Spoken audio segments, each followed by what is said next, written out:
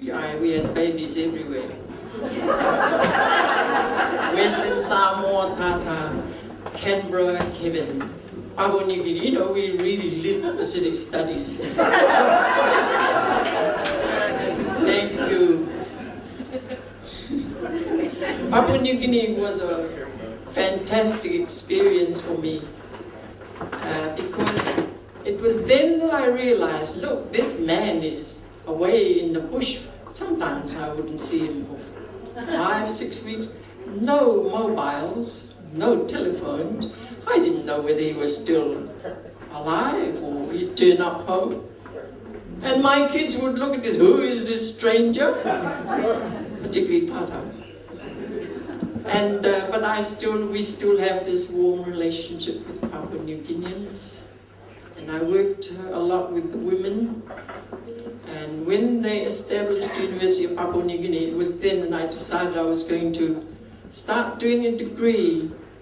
I had done 1 unit in the University of California in Los Angeles. It took me 9 months to drive on the motorway, freeway, and that's how I thought, well, I might be stuck with these 3 healthy children, while Ron maybe had been bitten by a snake or shot by somebody.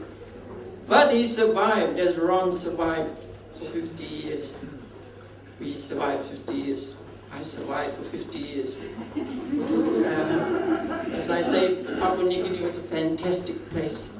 And we always feel sorry when we read about terrible things that are happening there. We often get Papua New Guineans calling us home to say hello to Papa. It's really nice because then they tell stories. We drink coffee and they go again, and they come for these mini conferences that we have in the Cook Islands.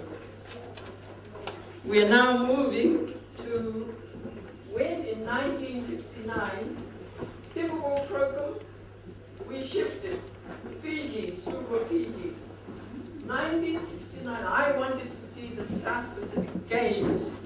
No, Ron wanted to go to USP to start working as one of the youngest professors of Pacific Studies. And there again, a new life and a fantastic life. Both Papua New Guinea and the University of the South Pacific, we were all involved. It was never forget it. And Brij Lala is the Indian line of our genealogy. Did you know? Brij. Ron used to tell me that Brij was a pleasure to teach because he was one of his best students. And we followed his career throughout. And you're not welcome back in Fiji, are you, Brij? He helped write one of the Constitution before Kevin's friend Frank Bainimarama decided you didn't do the Constitution correctly. He, a military man, knows how to do it. God, I won't be allowed to Fiji, will I? Thank you, Brij. The first one to respond to our email was Brij. Yes, of course I'm coming. I cannot miss this. Yes. Thank you, Brij. I'm not going to say much about you because I can't remember all the publications you've done and the research you've done. But he works to try and help Fiji from Canberra, Australian National University. And we watch his career boomerang, as it were. And may I call upon you, Brij, to take that.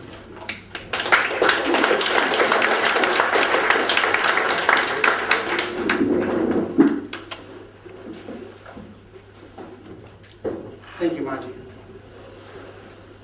Ladies and gentlemen, Isabula Vinaka, Namaste, good day. It is a singular honor to be allowed to pay tribute to Professor Ron Burkle. The only regret that I have, notwithstanding Tata's words this morning, is that we didn't have the foresight to hold an occasion like this while Ron was with us. There is a lesson to be learned. Ron walked tall, literally and metaphorically, among the promoters of Pacific studies in the late 20th century. He was a man of many parts, quite unlike any other that I have known, unmatchable in his energy and enthusiasm for things Pacific. He arrived at USP, as we know, as Foundation Professor of Pacific Studies in 1969, 2 years before I went there as an undergraduate. For many of us at USP in its salad days, Ron was an example and a source of great inspiration. Others more knowledgeable than I will reflect on Ron's legacy and contribution. But in this talk, I would like to focus on my own experience of the university, guided by the vision of its foundation professors like Ron, what USP meant to us, what it taught us, how it formed and deformed us, the ways in which it influenced the journey I embarked upon at Laucala Bay, the journey which has taken me away from the land of my birth, the place of my upbringing, and early education. I know it's an improbable journey. Improbable, yes, but not unique. Because in the footsteps of my own endless wanderings, many of my generation will recognize the echoes of their own. It is exactly 40 years that I went to USP to prepare for a career as a high school teacher of English and history. I sometimes wish that I had stuck to that original plan, for then I would have been spared or escaped the fate that has befallen me of late. The opening up of the USP was a monumental achievement, a real turning point in the modern history of the Pacific Islands, equal in significance to the impact of the Second World War and the achievements of decolonization in the 1960s. USP placed higher education within the reach of all school children who had the requisite marks, not only those, the wealthy and the well-connected, who could afford to go overseas. USP was, in its own way, a great leveler of hierarchy and status based on wealth and power. It also provided an impetus to the regional consciousness as its graduate students, the USP mafia, assumed positions of influence and importance in their own countries. The education that was imparted at USP was explicitly utilitarian, advertised in the names of its three foundational schools: School of Social and Economic Development, School of Natural Resources, and School of Education.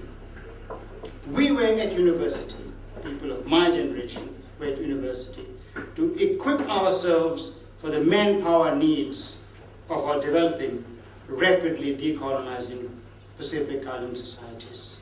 But this did not really concern us. We're simply grateful to be at USP at all, to escape the deadening routine of village life. As Keith Sinclair, the New Zealand historian, once wrote, "I sing of our youth and to the fierce gladness of being in at the beginning." Our final point about USP University was that it connected us to our own people, our own place. In high school in Fiji in the 1960s, we had studied the great themes of European history: the unification of Germany and Italy, the causes of First World War, the Russian Revolution, fascism in Italy, and National Socialism in Germany. and later on, economic policies of Sir Julius Focal and the life of Sir Abraham. But there was no local history in our curriculum, not the least because it was a deeply contested terrain. Tony Chappelle's introduction to Pacific history introduced us to the history and cultural anthropology of Oceania. And Ron's course in advanced Pacific history, rich with anecdotal evidence and personal reflection, took us deeper into the subject. As a teacher, as I have written, Ron took us very seriously, perhaps more seriously than we deserved to be taken. I remember vividly Ron giving me a copy, a brand new copy, of Pacific Islands Portrait, edited by Jim Davidson and Derek Scarr, and asking me to write a review for it in his new journal, Pacific Perspective. Goodness me. That kind of confidence in one's ability to say something, to say anything, when one was merely learning the alphabets, was daunting, but also exhilarating. Interestingly, this new journal, Pacific Perspective, that Ron founded, was in fact edited not by him, the most senior Pacific scholar at USP, but by a junior Islander academic, Sione Tupanua. Even more strange was that the editorial board of Pacific Perspectives had senior undergraduates on the editorial board. This was Ron's way of standing in the background, enabling Pacific Island students and academics, junior academics, to take the reins. And the better undergraduate essays found outlet as small monographs, still valuable, published by South Pacific Social Science Association, an organization that Ron founded. In the hands of Tony Chappelle and Ron Crocombe, history was no longer remote, unrelated, or dull. I remember vividly the faces of Vanuatu students lightening up when they heard the names of Ifate and Tana mentioned in connection with the sandalwood trade. The Solomon Islands students smiling upon hearing the names of Kulumbangra and Chosio mentioned in connection with the labor trade. Ahmad Ali's lectures on colonialism in the Pacific led me to Ken Gillian, who wrote a book on the Indians in Fiji, and John Harry's lectures in social anthropology to Adrian Mayer's incomparable presence in the Pacific. And I have been exploring the byways of Fiji's history all my adult life.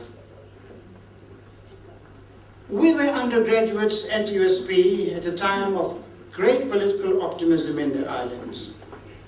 We were all in the process of gaining independence, and some amongst us were already marked for great things in the future, such as Bharat Sope, who styled himself the Castro of the Pacific, and the frequently shirtless, tennis-playing Teverero Tito, who later became the president of Kiribati. We all believe that with the right kind of leadership, ordinary people could make a difference to nation building that was then underway after nearly a century of colonial rule. This was nowhere more evident than in this international conference that Ron organized at USP in 1974. Conference was Social Issues in National Development. The occasion, again typical of Ron, was genuinely participatory, featuring international luminaries such as Sir Raymond Firth, the famous anthropologist at London School of Economics,